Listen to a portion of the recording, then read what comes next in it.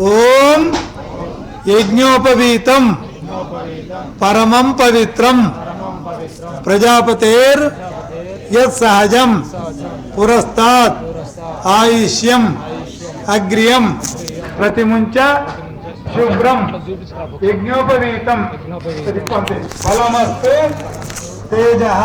అందరినీ కూడా వెలవెల.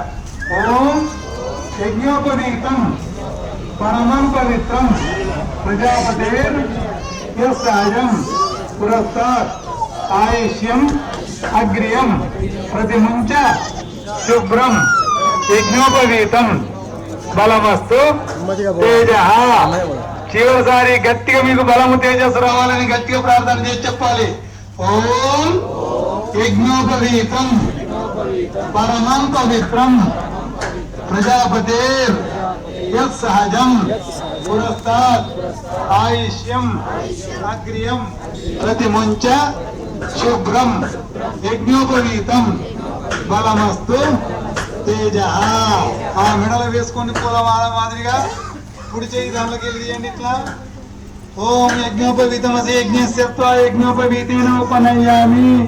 ఉపనయనము కాని వాళ్ళకు దేవుని దర్శనం కాదని చెప్పబడ్డది వేదంలో.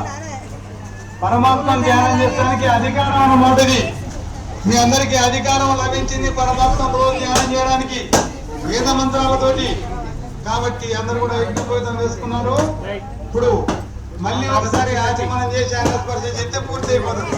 తర్వాత నేను సంకల్పం చెప్పి యజ్ఞం స్టార్ట్ చేస్తా. కాబట్టి మీరందరూ కూడా ఆచమనాన్ని చేతిలో కూడా ఒక చెంచా నీళ్ళు తీసుకోవాలమ్మా.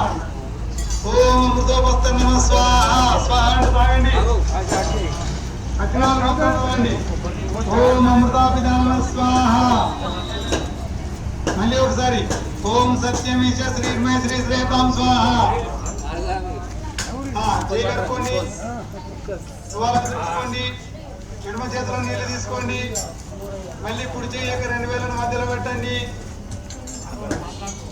అన్నస్పర్శ మంత్రాలు అన్ని అవయవాలు బలంగా పవిత్రంగా ఉండాలని, పరమాత్మ దర్శనానికి యోగ్యత కలిగించాలని మనసులో అనుకోవాలి, చెప్పాలి.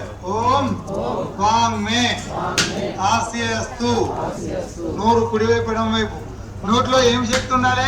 మాట్లాడే శక్తి ఉండాలి. అది లేకుంటుంటే కష్టం. దాన్ని 2 సార్లు చేయాలి. మొట్టమొదటిసారి యజ్ఞోపవీతం వేసుకోముందు, తర్వాత వేసుకున్నాక. ఓం నసోర్మే ప్రాణవస్తు. ముక్కులో పటిష్టమైన ప్రాణశక్తి ఉండాలని ప్రార్థన చేయాలి. ఓం అక్షనోర్మే చక్షురస్తు. కళ్ళలో చూసే శక్తి ఉండాలని ప్రార్థన చేయాలి. ఓం కర్ణయోర్మే శ్రోత్రమస్తు. చెవులలో వినే శక్తి ఉండాలి. ఓం బాహోర్మే బలమస్తు. భుజముల్లో బలం బాగా ఉండాలి. ఓం ఊర్వోర్మ ఓజోవస్తు. తొడల్లో కూర్చునే శక్తి, పనిచేసే శక్తి, పరిగెత్తే శక్తి ఉండాలి. ఓం అరిష్టాని మేంగాని తను తన్వామే సాసంతు. శరీరం అంతా చల్లుకోవాలి. ఇప్పుడు యజ్ఞోపవీతానికి మొదలు తర్వాత పవిత్రంగా ఉండాలని